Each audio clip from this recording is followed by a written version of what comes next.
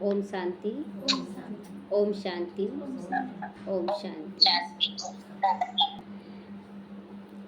आज बाबा कह रहे मीठे बच्चे अब घर वापस जाना है, इसीलिए बाप को याद करने और अपने चरित्र को सुधारने की मेहनत करो। घर जाना है, उसके पहले अपने चरित्रों को सुधार लेना है। ये चरित्र गंदे हो गए हैं और गंदगी में बाबा नहीं ले जाएगा। कोई भी गंदे हो जाते हैं बाहर के धूल मिट्टी से, तो घर के अंदर आने देते हैं क्या? नहीं आने देते हैं। पैर हाथ धुलाकर ही लाते हैं। तो उसी तरह यहाँ पैर हाथ का मतलब तन और मन है।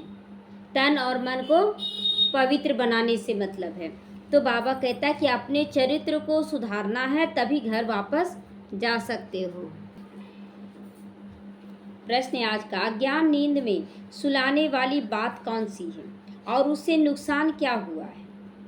उत्तर है, कल्प की आयु लाखों वर्ष कह देना, यही अज्ञान की नींद में सुलाने वाली बात। आज बोलते ना लोग कि अभी तो कलयुग बहुत पड़ा है, क्या करना है, जब होगा तो देखा जाएगा।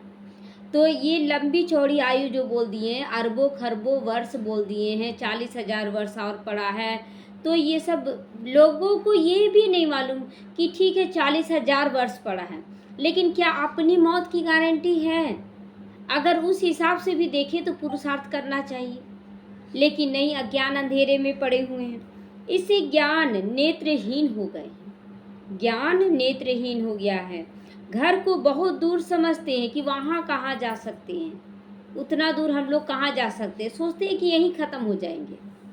बुद्धि में है अभी तो लाखों वर्ष यहाँ ही सुख दुख का पाठ बजाना है, इसीलिए पावन बनने की मेहनत ही नहीं करते हैं। आज बाहर की आत्माओं का छोड़िए, ज्ञान में चलने वाली आत्माओं का भी वही हाल है।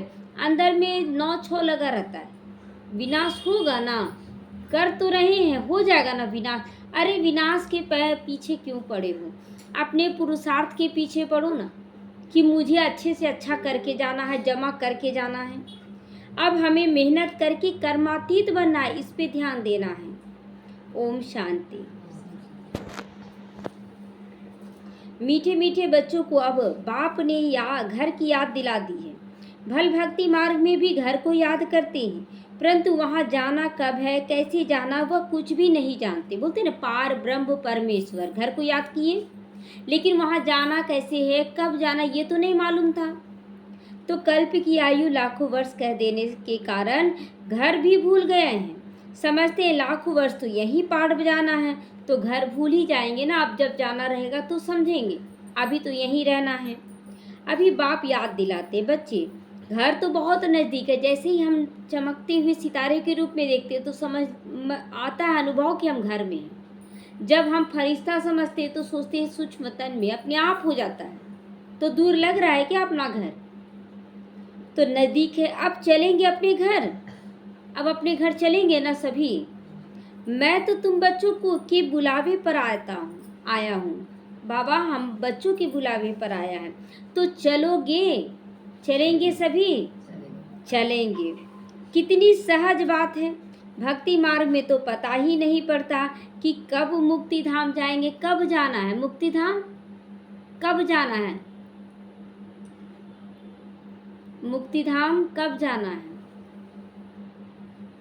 जिस दिन आप अपनी कमी कमजोरियों से, विकारों से, दुख अशांति से मुक्त हो जाएंगे, उसी समय हम मुक्ति धाम पहुंच जाएंगे। तो अपने अंदर का को चेक करें तो महसूस होता हल्कापन। जब आप दुख अशांति कमी कमजोरी विकारों से मुक्त हो जाएंगे तो हल्कापन लगेगा, एकदम हल्कापन, और उसके बाद ही जीवन मुक्ति मिलता है। तो मुक्ति, जीवन मुक्ति सब कुछ यहीं पर अनुभव करके जाना है। मुक्ति को ही घर कहा जाता है। लाखों वर्ष कह देने के कारण सब कुछ भूल जाते हैं। बाप को भी तो घर को भी भूल जाते हैं, बाप को भी भूल जाते हैं और घर को भी भूल जाते हैं। लाखों वर्ष कहने से बहुत फर्क पड़ जाता है ना।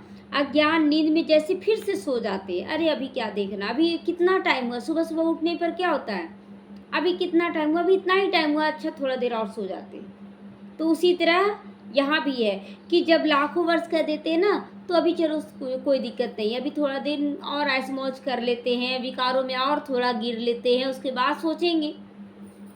तो किसी को भी समझ में नहीं आता है। भक्ति मार्ग में घर को कितना दूर बताते, बाप कहते वाह मुक्ति धाम में भी अभी जाना है, और कहते हैं कि घर दूर है, घर पास है कि नहीं, अब दिल्ली दूर नहीं बोलते हैं ना, तो अब घर दूर नहीं। ऐसी थोड़े ही है तुम कोई लाखों वर्ष भक्ति करते हो, नहीं, तुमको पता भी नहीं कि भक्ति कब से शुरू हुई, बस करते जा रहे, जो जैसे बताया वो करते चले जा रहे। लाखों वर्ष का हिसाब तो करने की दरकार भी नहीं रहेगी। कितना हिसाब करने बैठेंगे, कितना लाखों वर्ष का। बाप को और घर को भूल जाते हैं। फिर यह भी ड्रामा में नूंद है, परंतु नाहे कितना दूर कर देते हैं, नाहे कितना दूर कर देते हैं। जो विकारी हो जाते हैं, जो भूल जाते हैं, वो क्या करते हैं, निमित्त बनकर दूसरों को भी दूर कर देते हैं। अब बाप कहते, बच्चे घर तो बिल्कुल नज़दीक है, अब मैं आया हूँ तुम सबको ले चलने के लिए, तुम सबको ले चलने के लिए।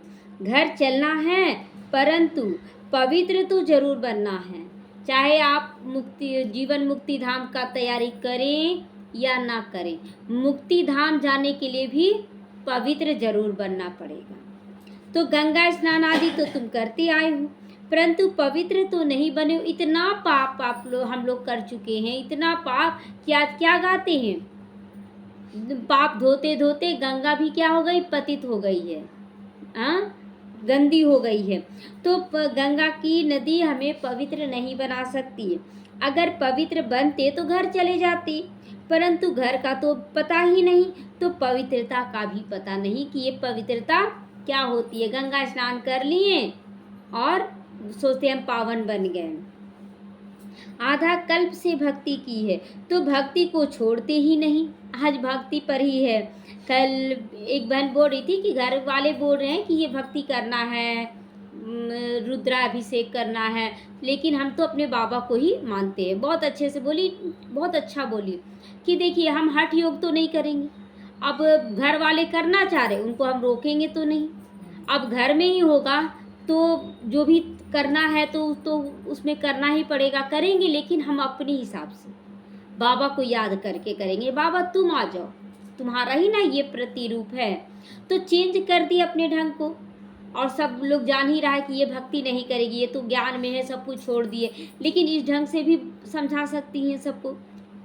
तो बाबा कहता है भक्ति छोड़ते नहीं, लेकिन बहुत बच्चों का ऐसा है ना कि बाहर से बोलते हैं और अंदर से बोलते नहीं भक्ति करना है, तो वो करते रहते हैं। तो सच्चाई सफाई से कोई भी काम करना है। अब बाप कहते भक्ति पूरी होती है, भक्ति में तो अपरम अपार दुख रहता, ऐसे नहीं कि तुम बच्चों ने लाखों वर्ष दुख देखा है, लाखों वर्ष की तो बात ही नहीं है, हम लोग बहुत समय दुख भी नहीं देखे हैं। बाबा आज क्लियर कर रहा है, सच्चा दुख तो तुमने कलयुग में भी भोगा, जबकि जास्ती विकारों में गंदे बने हो। कलयुग में भी सच्चा दुख कब भोगे, जब लास्ट समय में हम लोग पूरी तरह से विकारी बन गए। शुरुआत में इतना दुख नहीं होता है, तो पहले जब रजों में थे कुछ समझ थी, अभी बिल्कुल बेसमझ बन गए हो, धीरे धीरे उतरते उतरते बिल्कुल बेसमझ है। अब बच्चों को कहते हैं बाबा सुख धाम चलना है तो पावन बनना है, पावन जरूर बनना है। जन्म जन्मांतर के पाप अभी सिर पर हैं, उन्हें याद से उतारते चले जाओ, जितना याद करेंगे पाप उतरता जाएगा। इसीलिए आप बहुत अच्छा चल रहे, लेकिन चलते चलते अचानक कोई ना कोई विकार तंग करने लग जाता है ना कोई परिस्थिति तंग करती है, कोई ऐसे लोगों से भी आने लगता है विघ्न जिससे उम्मीद नहीं रहता है।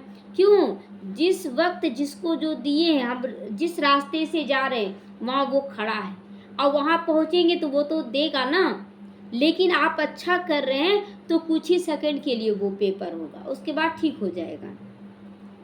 तो बाबा कहता उन्हें याद से उतारो, याद से बड़ी खुशी रहेगी।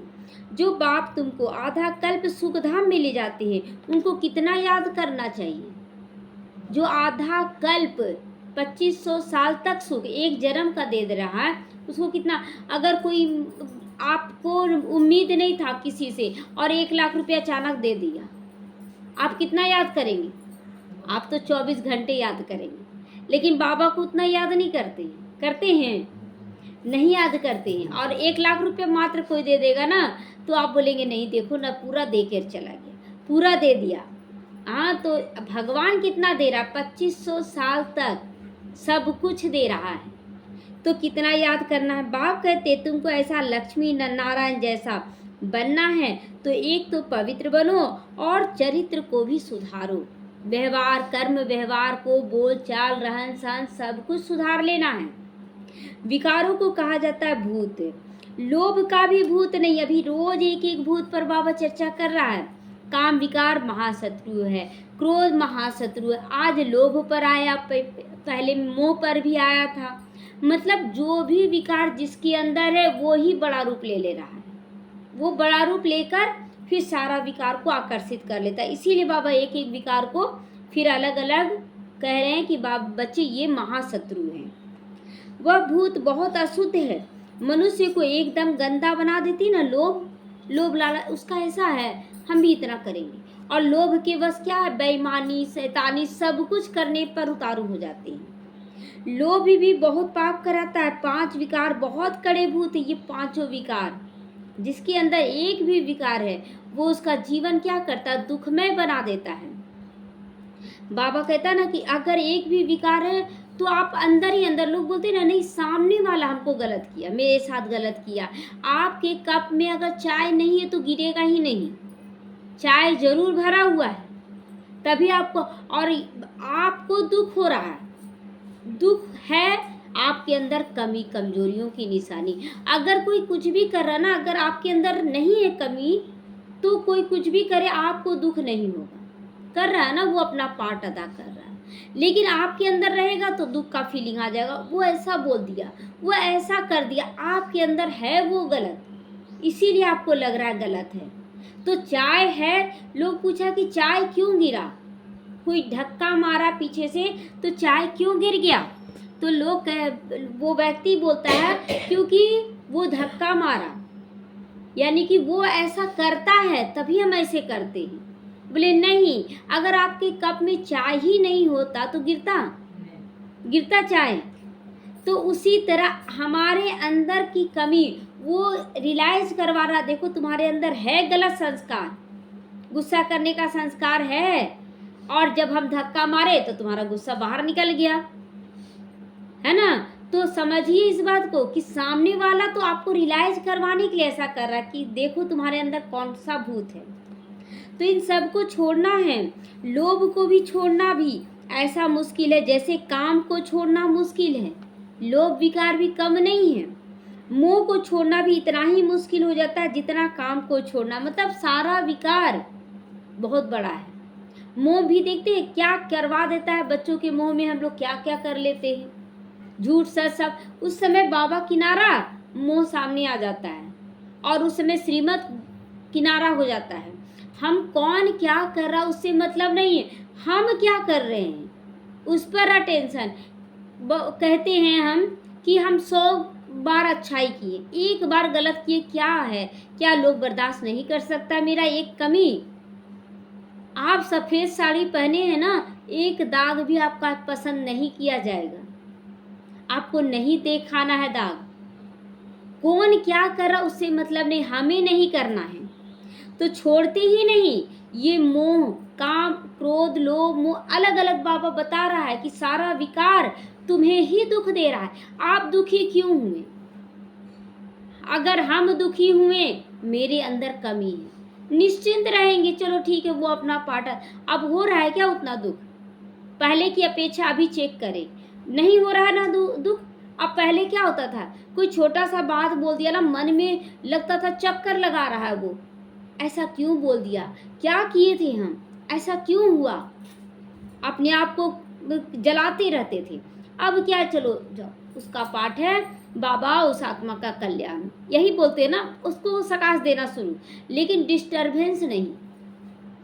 तो सारी आयु बाप समझाते आए हैं कि मोह की रग जुटी हुई रहती है, मोह है, और मोह के कारण हम दुखी होते हैं।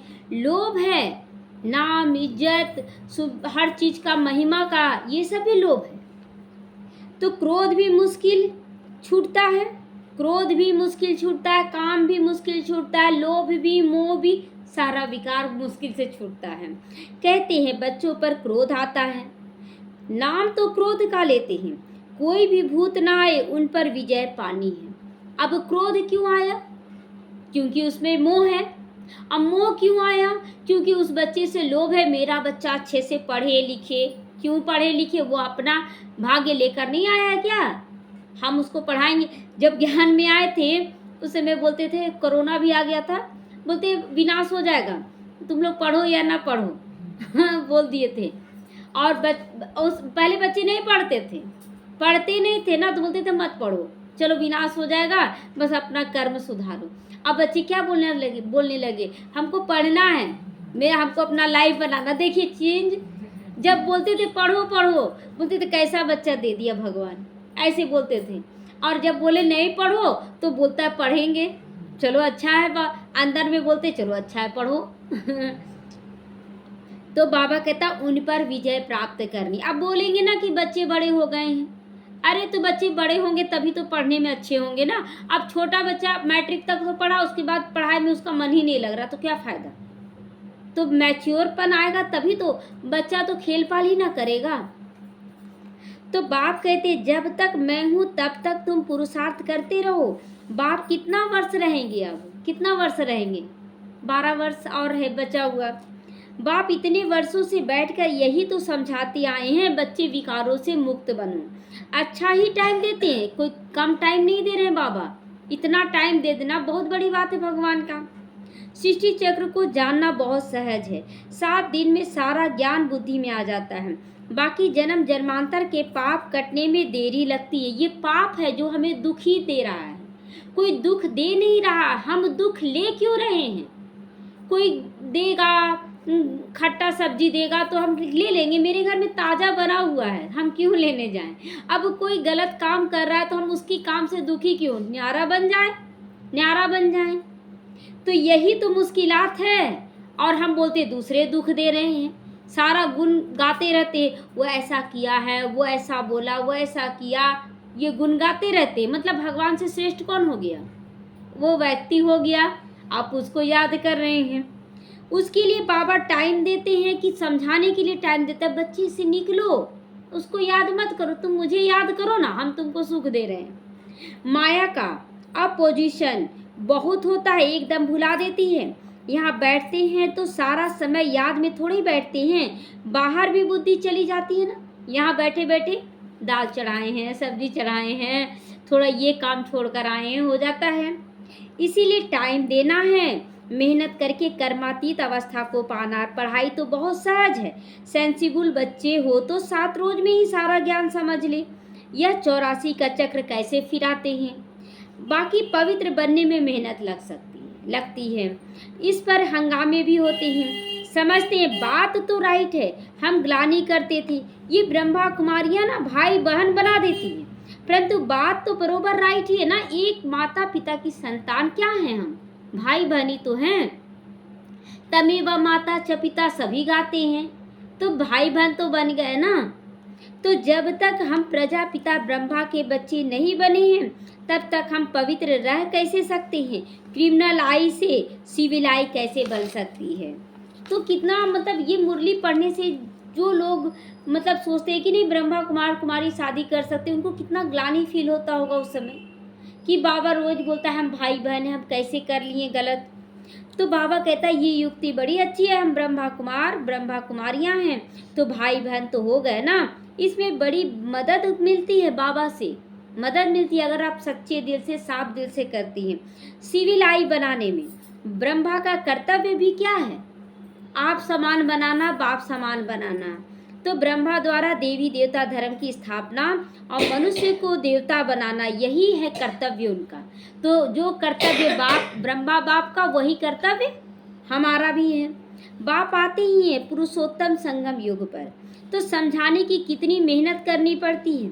बाप का परिचय देने के लिए ही सेंटर खोले जाते हैं, जगह जगह सेंटर्स क्यों खोले जा रहे? कहीं तो बुलाएंगे ना, अब डायरेक्ट माउंट आबू तो नहीं ले जाएंगे ना, तो उसके लिए सेंटर्स, गीता पाठशालाएं खोली जाती हैं। बेहद के बाप से बेहद का वर्षा लेना है। भगवान तो निराकार है, कोई साकार नहीं है। श्री कृष्ण तो देहधारी है, उनको भगवान कह ही नहीं सकते हैं। कहते भी हैं कि भगवान आकर भक्ति का फल देंगे, परंतु भगवान का परिचय नहीं तो पहचानेंगे कैसे? वो कौन है, किस रूप में, पता नहीं किस रूप में आकर नारायण मिल जाएंगे। कभी इसको नारायण समझ बैठेंगे, कभी उसको नारायण समझ बैठेंगे। कौन है सही में भगवान पता ही नहीं, तो परिचय तो मिलना चाहिए ना। कितना तुम समझाते हो फिर भी बाहर वाले नहीं समझती हैं। देहधारी तो पुनर्जन्म में आते जरूर हैं। अब कृष्ण देहधारी हैं, वो पुनर्जन्म में आते हैं।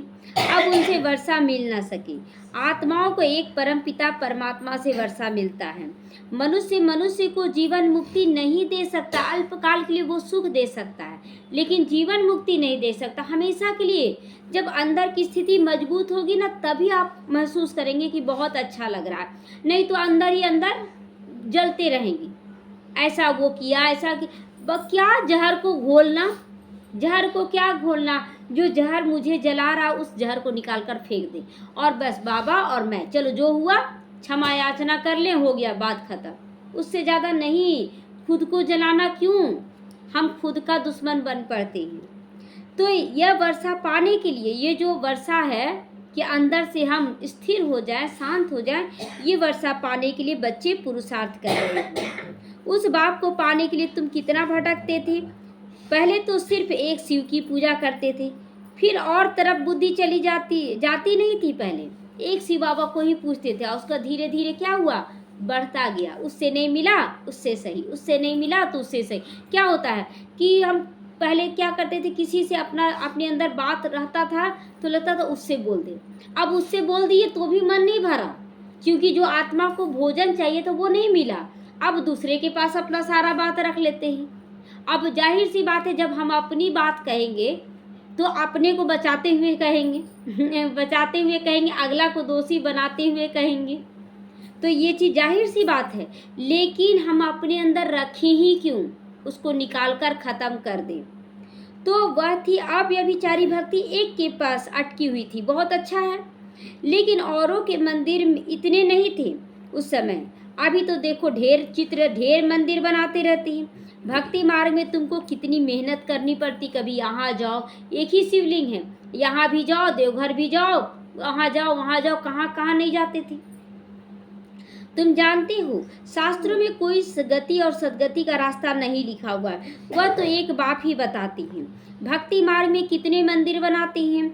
वास्तव में मंदिर सिर्फ एक ही होता है, देवी देवताओं के बनता है, कोई मनुष्य का मंदिर बनता नहीं। क्योंकि मनुष्य तो पतित है। क्यों पतित है? क्योंकि जन्म विकार से हुआ है। देवी देवताओं का जन्म विकारों से नहीं, योग से होता है, इसलिए उनके भी मंदिर बनाए जाते हैं। बाबा कहता है मनुष्य का मंदिर नहीं बनता है। पतित मनुष्य पावन देवताओं की पूजा करते हैं। भल वह भी मनुष्य हैं, परंतु उसमें दैवी गुण था। देवी देवताओं के अंदर दैवी गुण था। जिनमें दैवी गुण नहीं है वह उनकी पूजा करते हैं। तुम खुद ही पूज्य थे, फिर खुद ही पुजारी बने हो।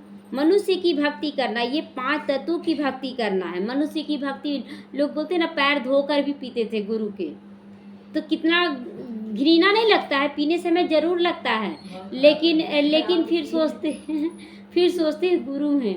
पीना कितना गंदा लगता है 5 तत्वों का। तो शरीर तो 5 तत्वों का ही बना हुआ है। अब बच्चों को मुक्ति धाम में चला, ये सब चीज़ों से मुक्त हो जाना है। ये सब नहीं अब करना है, करना ही नहीं है। जिसके लिए इतनी भक्ति की है वो तो मिल गया, भगवान को पाने की चाह थी। अब अपने साथ ले चलता हूँ। तुम सतयुग में चले जाओगे, फिर बाप आए हैं पतित दुनिया से पावन दुनिया ले जाने के लिए। पावन दुनिया है ही 2, एक है मुक्ति धाम, दूसरा है जीवन मुक्ति धाम। बाप कहते मीठे मीठे बच्चों, मैं कल्प कल्प संगम युग पर आता हूँ। तुम भक्ति मार्ग में कितने दुख उठाते हो, कितना दुख उठाते हैं ना। तो बाबा कहता है गीत भी है ना, चारों तरफ लगाए फेरे फिर भी रह गए अकेले, है ना। कुछ मिला इतना दिन भक्ति किए तो दूर ही रहे सब भगवान से, बाप से दूर रहे। बाप को ढूंढने के लिए जन्म बाई जन्म फेरे लगाए हैं, परंतु फिर भी बाप से दूर रहे। इसीलिए बुलाते आए हो, हे पतित पावन आओ, आकर पावन बनाओ। तो बाप के सिवाय कोई भी पावन नहीं बना सकता है। तो यह खेल ही 5000 साल का 5000 साल में ये पूरा होता है। ड्रामा अनुसार हर एक पुरुषार्थ करते हैं। जिस प्रकार कल्प पहले किया है उस अनुसार ही राजधानी की स्थापना हो रही है। राजधानी की स्थापना हो रही है, माना हर एक रोल यहाँ पर निर्धारित हो रहा है। सारे कल्प में हम क्या क्या करेंगे। सब एक जैसा तो नहीं पढ़ेंगे, पढ़ाने वाला एक ही है, स्कूल भी एक ही है और मुरली भी एक ही है, पढ़ने वाले अलग अलग हो जाते हैं। यह पाठशाला है ना, राजयोग की पढ़ाई है। जो देवी देवता धर्म के होंगे वह निकल के आएंगे जरूर। मूल वतन में जो संख्या है वह एक्यूरेट होगी, कम या ज़्यादा नहीं। मूल वतन में तो कम जास्ती नहीं। नाटक में एक्टर्स का अंदाज बिल्कुल पूरा है। अंदाज पूरा है मतलब जितनी आत्माएं उतना आत्मा यहाँ आएंगी। बोलते ना जनसंख्या बढ़ता जा रहा, बढ़ता नहीं है, बस ऊपर से आत्माएं जो आ रही हैं बस उससे बढ़ रहा है, परंतु समझ नहीं सकते। जितने भी हैं उतने एक्यूरेट हैं। फिर भी वह आकर पाठ बजाएंगे। फिर तुम आते हो नई दुनिया में, बाकी सब चले जाएंगे मुक्ति धाम में।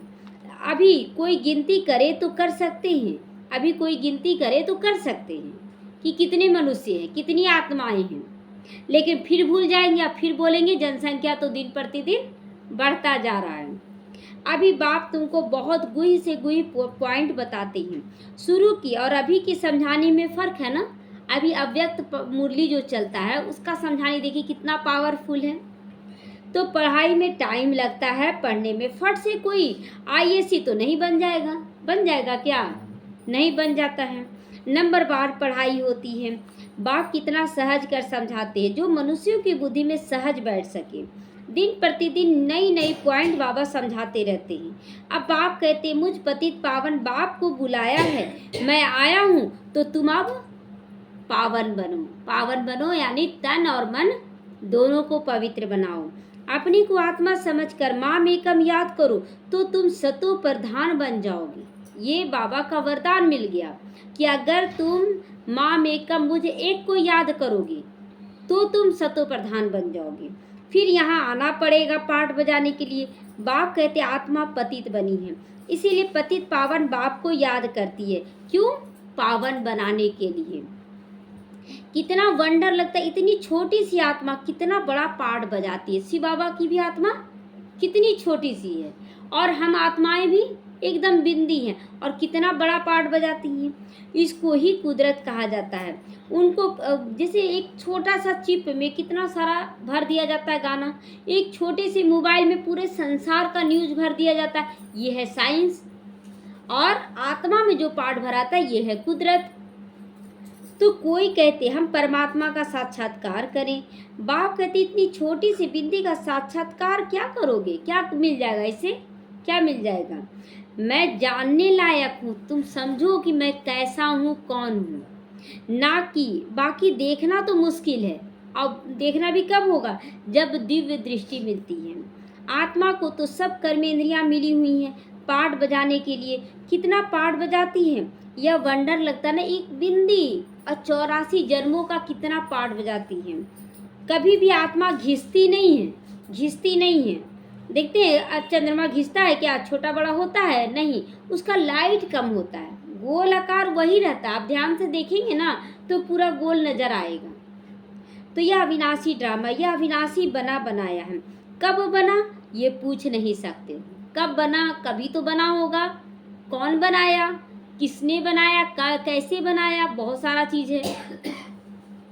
तो इसको अनादि कहा जाता है। मनुष्यों से पूछो रावण को कब से जलाते आए हो, शास्त्र कब से पढ़ते आए हो, तो कह देते अनादि है, पता नहीं। मूंझे हुए ना तो बाप बैठ समझाते हूँ बहू जैसे बच्चों को पढ़ाते हैं। तुम जानते हो हम बिल्कुल बेसमझ थे, फिर बेहद की समझ अब आ गई है। बेसमझ क्या है? जब हम खुद को नहीं जान रहे थे, बाबा को नहीं जान रहे थे, ड्रामा को नहीं जान रहे थे, बेसमझी था। अब समझ में आ गया, स्थिर हो गए। अब क्या कर रहे हैं कि कार्तिकेय की जगह में गणेश बनते जा रहे हैं। और गणेश क्या कर रहे हैं? शिव और पार्वती का चक्र लगाकर प्रथम पूज्य बन रहे हैं, शिव और ब्रह्मा माँ। तो वह होती हद की पढ़ाई, यह है बेहद की। आधा कल्प दिन, आधा कल्प है रात। 21 जन्म तुम रिंचक भी सुख दुख नहीं पा सकते हो, रिंचक भी नहीं। कहते हैं असल तुम्हारा बाल भी बाका ना हो, कोई दुख दे न सके, नाम ही है सुख धाम, यहाँ तो सुख है ही नहीं। मूल बात है पवित्रता की। कैरेक्टर बहुत अच्छा बनाना है, कैरेक्टर अपना बहुत अच्छा बनाना है चाहिए। बच्चों को हर बात क्लियर समझाई जा रही है। अब ये ना कह सके कि बाबा हमको ये नहीं बताया गया था, ऐसे नहीं सुनाया गया था, नहीं, एकदम क्लियर समझाया जा रहा है। नुकसान और फायदा होता है ना, अभी तो बाप कहते फायदे की बात ही छूटी है, फायदे की बात ही छूटी, अभी तो नुकसान ही नुकसान होने का है। कलयुग का स्थिति बढ़ता जा रहा है ना, अति में जा रहा है, इसीलिए अच्छी अच्छी आत्माएं भी कमजोर पड़ जा रही हैं। तो विनाश का समय अब आ रहा है, उस समय देखना ना और क्या क्या होता है। ऐसा स्थिति पैदा हो जाएगा कि आप बोलने लायक, सुनने लायक नहीं रहेंगे, अगर आपका स्थिति पावरफुल नहीं रहेगा तो। बरसात नहीं होती तो अनाज भी की कितनी महंगाई हो जाती है। भल कितना भी कहते 3 वर्ष के बाद अनाज बहुत होगा, फिर भी अनाज बाहर से मंगाते हैं। अब बरसात हो जाएगा, कितना भी महंगा क्यों कर देते महंगाई, ताकि कम अनाज में सबका पेट भर सके, ज़्यादा कोई खरीद ना सके। उसी तरह जो उस समय योग लगना रहेगा वो योग नहीं लगेगा, बहुत कम में ही बहुत कुछ देना पड़ेगा हम लोगों को। तो ऐसा समय आएगा जो एक दाना भी नहीं मिल सकेगा। इतनी आपदाएं आनी हैं, इनको ईश्वरीय आपदा भी कहते हैं। बरसात नहीं पड़ी तो अकाल जरूर पड़ेगा। सभी तत्व आदि बिगड़ने वाले हैं, किस किस को दोष देंगे उस समय। तो बहुत जगह तो बरसात नुकसान भी कर देती है, बहुत जगह बरसात नहीं हुआ तो नुकसान, बहुत ज़्यादा बरसात हुआ तो नुकसान। तुम बच्चे जानते हो बाप आदि सनातन देवी देवता धर्म की स्थापना कर रहे हैं। तुम्हारी एम ऑब्जेक्ट यह है, फिर से तुमको नर से नारायण बनना, यही एम ऑब्जेक्ट है, नर से नारायण बनना। यह बेहद का बाप पाठ, बेहद का बाप ही पढ़ाते हैं। जो जैसा पढ़ेगा ऐसा पद पाएगा, पढ़ेगा माना चरित्र को सुधारेगा। तो बाप तो पुरुषार्थ कराते हैं, पुरुषार्थ कम करोगे तो पद कम हो जाएगा। अरे क्या करना है पद पोजीशन का, क्या करना है, अभी जो दुख उठा रहे वो इसी का नतीजा है, इसी का। अगर आप परफेक्ट बने रहते तो हमारा भक्ति भी श्रेष्ठ होता, फिर संगम युग भी श्रेष्ठ हो जाता। पुरुषार्थ ही सबसे मेन है। तो पद कम हो जाएगा। टीचर भी स्टूडेंट को समझा ही ना सकते हैं, जबरदस्ती नहीं कर सकते हैं। दूसरे को जब आप समान बनाते तब मालूम पड़ता है ये अच्छी रीति पढ़ते भी और पढ़ाते। जब दूसरों को बनाने लग जाते हैं, बहुत अच्छा रिजल्ट खुद ही आने लगता है। ये बहुत अच्छा है, ये बहुत अच्छा है। मूल है ही याद की यात्रा, सिर पर पापों का बोझा बहुत है। मुझे याद करो तो पाप भस्म हो जाए। ये रूहानी यात्रा है, आत्मा के गुणों की यात्रा है कि कितना गुण इमर्ज कर रहे हैं। छोटे बच्चे को भी सिखलाओ तो शिव बाबा को याद करो, उनका भी हक है ना, उनको भी सिखलाना है। यह नहीं समझेंगे कि अपने को आत्मा समझकर बाप को याद करना, नहीं, सिर्फ शिव बाबा को याद तो करेंगे ना। वो बच्चे ये क्या करेंगे, बाबा को याद करो, चलो बाबा बाबा तो बोल रहा है ना। मेहनत करने से उनका भी कल्याण हो सकता है। अच्छा, मीठे मीठे सीखी लदे बच्चों प्रति माता पिता बाप दादा को याद प्यार और गुड मॉर्निंग। रूहानी बाप की रूहानी बच्चों को नमस्ते। हम रूहानी बच्चों की रूहानी माता पिता बाप दादा को याद प्यार, गुड मॉर्निंग और नमस्ते नमस्ते, शुक्रिया बाबा, शुक्रिया। धारणा के लिए आज मुख्य सारे, नर से नारायण पद प्राप्त करने के लिए बेहद के बाप से बेहद का पाठ पढ़कर दूसरों को पढ़ाना है। आप समान बनाने की सेवा जरूर करनी है। लोभ मोह की जो रगे हैं उनको निकालने की मेहनत करो। लोभ क्या है, लोभ केवल पैसे का लोभ नहीं होता है, लोभ बहुत तरह का लोभ होता है। दुनिया में इज्जत कमा लें ये भी लोभ होता है, हम बहुत आगे जाएं वो लोभ नहीं है। लोभ हम दूसरे को देखकर ईर्ष्या करके उसको नीचे करके हम ऊपर बढ़े, ये लोभ है। ये लोभ को समाप्त कर देना, हम आगे बढ़े, कौन रोका है, बढ़िए आगे। तो बाबा कहता है लोभ भी अनेक प्रकार का, मोह भी है। हम बोलते मोह नहीं है, मोह है। अगर बच्चे से आपको दुख हो रहा है, मोह है। बच्चे को आप समझा सकते हैं, आप बच्चे नहीं करे बाबा पर समर्पण करें। उस टेम्पोररी हम माँ है तो परमानेंट वो है माँ बाप, वो समझे। तो जो उनको निकालने की मेहनत जरूर करनी है। अपने चरित्र को ऐसा सुधारना है जो कोई भी भूत अंदर प्रवेश ना हो। आपको दुख हो रहा है, आपके अंदर भूत है, बस उसको निकाल दे। वरदान भगवान और भाग्य की स्मृति से औरों का भी भाग्य बनाने वाले खुशनुमा खुश नसीब बनो। अमृत बेले से लेकर रात तक अपने भिन्न भिन्न भाग्य को स्मृति में लाओ और यही गीत गाते रहो, वाह मेरा भाग्य श्रेष्ठ भाग्य। तो क्या गीत गाना है? वाह मेरा श्रेष्ठ भाग्य। जो भगवान और भाग्य की स्मृति में रहते हैं वही औरों को भी भाग्यवान बना सकते। जो अपने अंदर स्मृति रखते हैं कि मैं कौन, मेरा कौन, वो दूसरों को भी भाग्यवान बना सकते हैं।